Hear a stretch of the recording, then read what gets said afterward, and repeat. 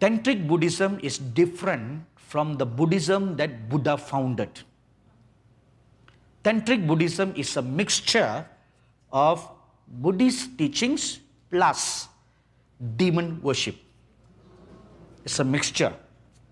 They worship demons, they worship magic, mystery, they practice divination, they practice soothsaying. All that is a mixture of Tantric Buddhism, which was the chief religion in Tibet in the early years. Do you know that before the US invaded Iraq, President Saddam Hussein considered himself as the reincarnation of Nebuchadnezzar, and he proclaimed that it was his destiny to rebuild Babylon. So in the ancient ruins of Babylon, he began to build the same old city, the same palace that Nebuchadnezzar had made. He even had bricks made with his name, Saddam Hussein, on one side, and on another side is Nebuchadnezzar.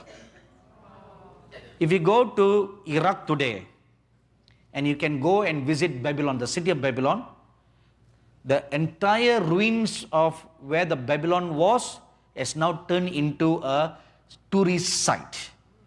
And you can just walk down. I've been there twice. So what I'm saying to you, I'm an eyewitness to that. And you can go to the palace, the half-built palace, incomplete palace of Nebuchadnezzar tried to build. The bricks all has his names there. Now, Saddam Hussein wanted to restore the old glory of Babylon, but it was not the right time. So he was taken out. Was taken out.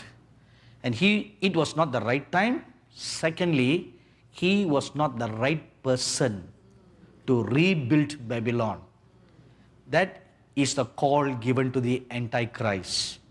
He will come to do that, not Nebuchadnezzar. So that is why he was removed, so that he could not preempt the seasons and the times that God has kept in his hands. Even the good and the bad in the world, remember this, the seasons and the times are in the hands of God.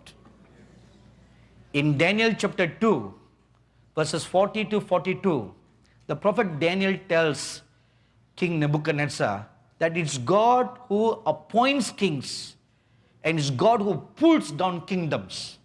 It's God who does all that. He is the one who appoints kings. He is the one who appoints governments.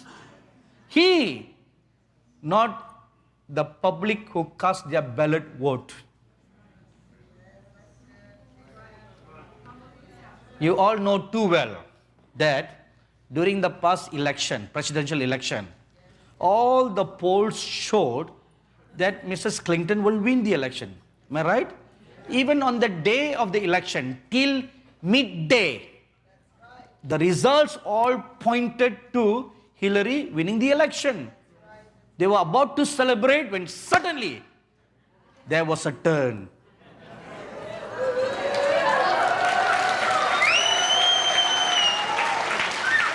Suddenly, even Mr. Trump thought he has lost. Right? Suddenly. That suddenly is not Russia, you know. Not Russia. It's the finger of God. Amen. Finger of God. Because heaven had determined that Mr. Trump will be the next president. God had already determined that. So the people in the world, their hearts were all turned. It was God who turned the hearts. Now go and cast your votes for Mr. Trump. Sudden turnaround that took place at midday. So it's God who appoints kings. It's God who appoints governments. So the seasons and the times are in the hands of God. Sometimes we don't understand why these things are happening. How can God appoint a communist government?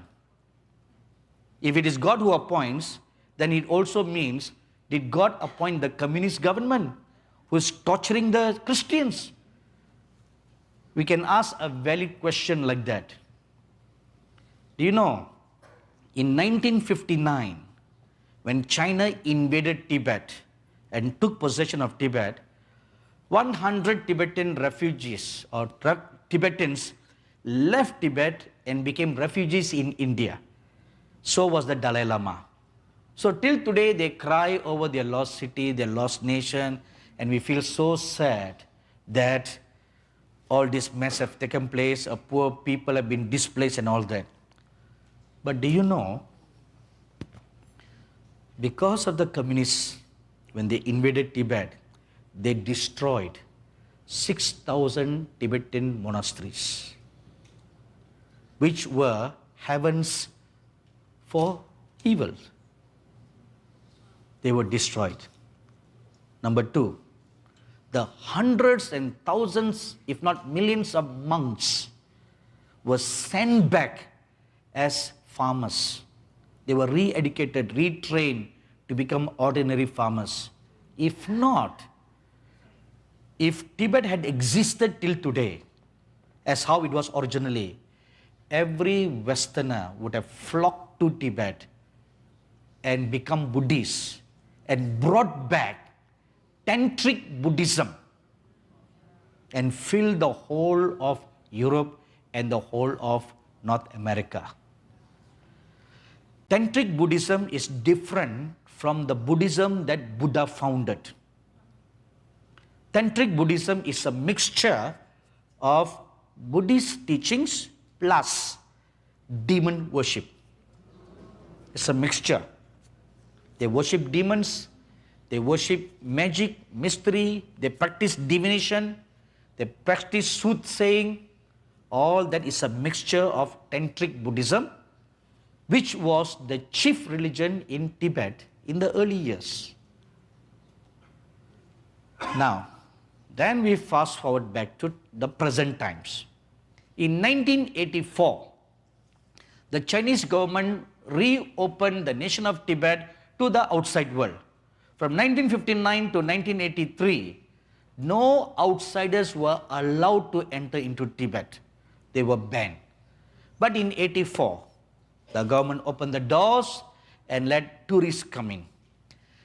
As soon as they opened the door, there was a great influx of Western tourists into Tibet.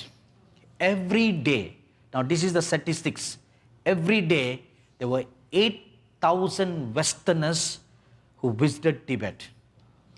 And the reason why they come to Tibet is not to see how good the country is, but to learn Buddhism. I personally met 3 Westerners during my first trip to Tibet. One woman from Spain, one guy from Germany, and one guy from Belgium. We were traveling together from New Delhi in India to Nepal, and then from Nepal to Tibet.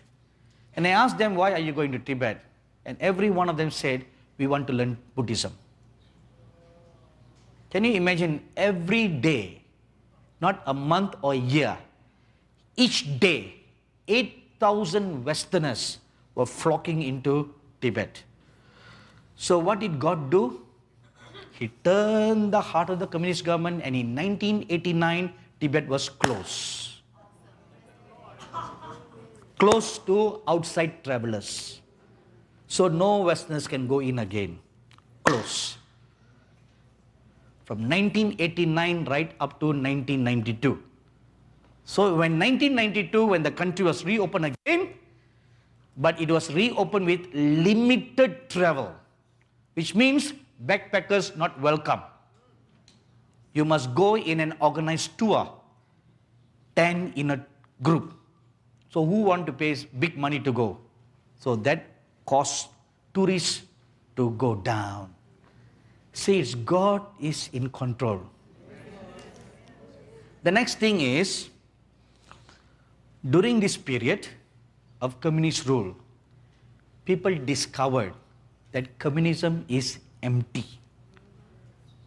The church in China grew many times more during the communist regime than they were before. So you see, even an evil king or an evil government is an instrument in the hands of God. So all we have to do is submit to the goodness of God, to the wisdom of God. He knows best. And pray for your government. That's our duty. To pray for the government, whether you like or you don't like. It doesn't matter who comes to office. Christians, a good Bible-believing Christian's duty is to pray for the government. Pray for the king, pray for the president, pray for the prime minister, pray for all the ministers and secretaries that work together with the leader so that we can live peaceful lives. See, this is God's counsel for us.